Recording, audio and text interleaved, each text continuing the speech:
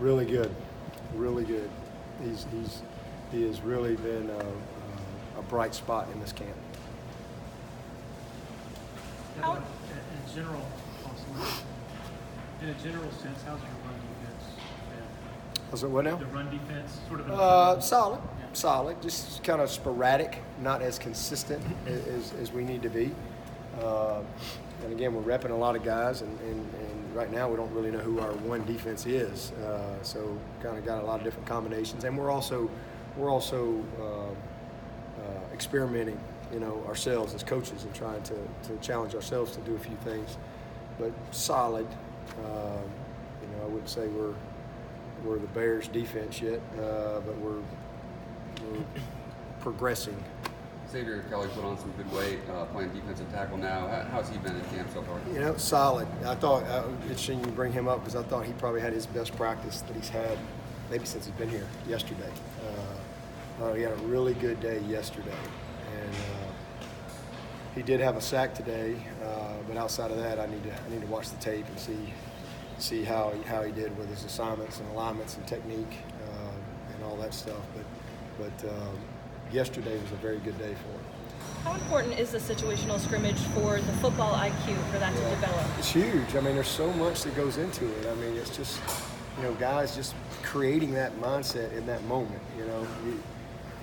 I guess everybody does that. I don't know. I just believe in that. I mean, I don't want to have to wait. All of a sudden, I get in the game, and plus, it challenges me as a coach and our staff to have to think and have to process stuff like it's a game situation, because there's decisions that have to be made really quick.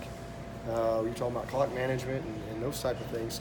So it's great work for us. Great, even though I've done it a long time. It's just great to go back through that and regain some confidence on managing the game and how I want to call things and stuff like that. And then same thing defensively. And even like our quarterbacks. I mean, we had a 3rd and 3, 2 downs to get it, and we run a little boot, and he could have walked for the first down, and instead he's holding the ball and he makes a completion. But if he doesn't make that completion, it's 4th and 3, game on the line, as opposed to really understanding the situation. It wasn't Trevor, but just be into the moment, and understand what we're doing here. And then more importantly, that's how you game plan. I mean, it's a big difference between 3rd and 3 and 3rd and 9. I mean, you're going to probably get different personnel, you're going to probably get different formations, and the tendencies of what you see in those situations are different. So you got to be a smart football player, and then disciplined. It's 2nd and 9. Well, all right, there's a good chance. 3rd and 10. That's a big hard count down. And now all of a sudden you go from 3rd and 9 to 3rd and 4. The play sheet call changes on both sides, and so just not giving them free grass out there and being disciplined and really understanding. Okay, it's 2nd and 1, it's 2nd and 10. Completely different situations in a game. And so it's good. It's just something that I really believe in, and we'll get some more of that. We sprinkle things in every day as we go, as we install. But today's the day we kind of put it all together. It was awesome. Potter was big. Potter hit a 51-yard field goal to win it for the 2-minute drive. And we were lucky because we had some miscues. We had a bad snap, we had a holding penalty, a bad holding penalty, and so next thing you know, instead of a short field goal, you're kicking a 51-yarder. Now he nailed it, but just you got to put them in those situations and expose them to create the confidence. And then the last play, I mean, hey, it's on the 30. There's 1 second on the clock. What type of plays are they going to run? What type of plays are we going to run offensively? And so getting the right personnel, really coaching those situations so when you get in those moments, you just react. So something we really believe in and we work hard on. We really do. And I think that's one of the reasons we've won a lot of close games. And I think it's one of the reasons we've won a bunch of games in the 4th quarter.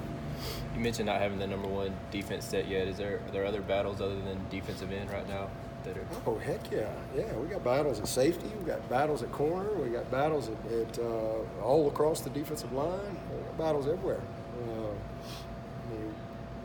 There's nobody got a job. How did the secondary perform versus the last scrimmage? We gave up 2 big plays, but I thought just off the cuff, I would say we were better. I need to watch the tape, but I would say we were a little better today. Was DK back? No, he was not back, but he is a lot better, and we'll probably practice tomorrow. And our plan was to scrimmage on Thursday, but he had a teammate get killed in a car wreck, and so I think the funeral is going to be Thursday. So I don't know if we'll be able to get him.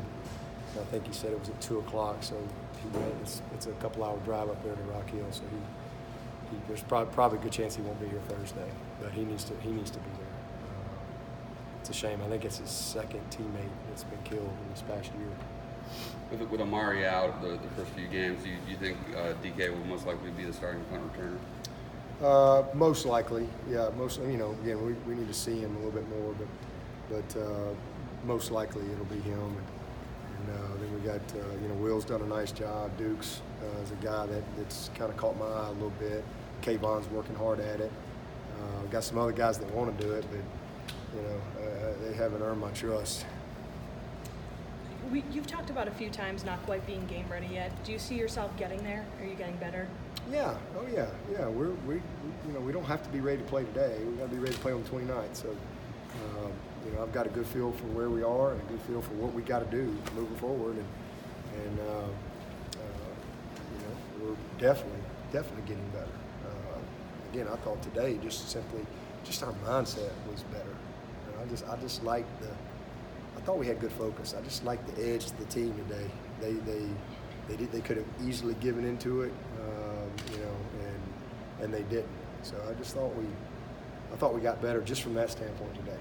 A little bit of toughness, but this team's fun to be around. They like each other. I think to be a good team, that's a quality I always see.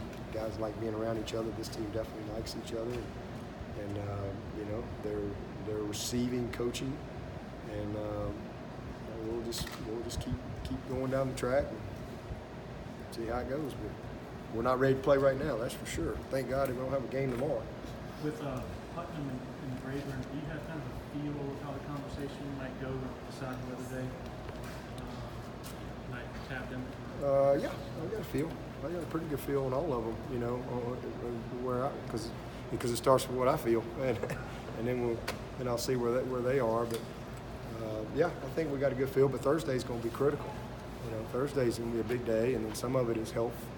Where are we depth-wise and things like that? And some of these guys we may not make a decision on until 3, 4, 5 games into the season. We didn't make a decision on KJ last year until I think game 6, and then he actually made a decision. I just supported him with what's the word I'm looking for? Stipulations. So we stayed healthy, and we were able to hold him. So there's probably a few guys when we come out of it that we may say, okay, these guys are going to be on the bubble for a little while, and then we'll go from there. But we'll know exactly who's going to play.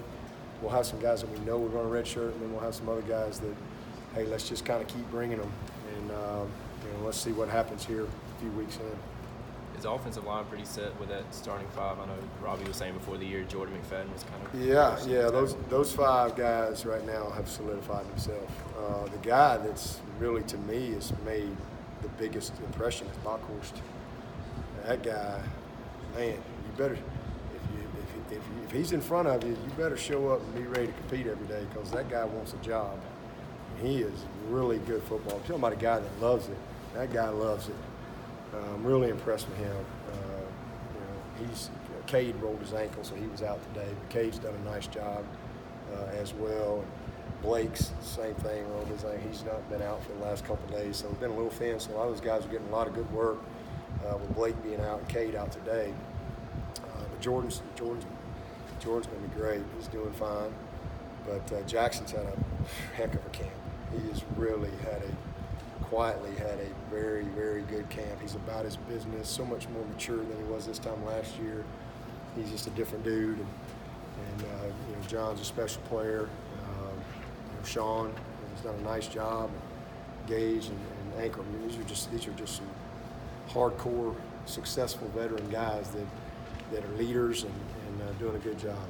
How can you see Jackson with his weight down? Just the difference as far as how he plays. Yeah, well, he's stronger, first of all. And again, it's not as much the weight as it is his composition and his endurance. You know, what kind of weight is he? And he's never going to be a small guy, you know, like Dexter.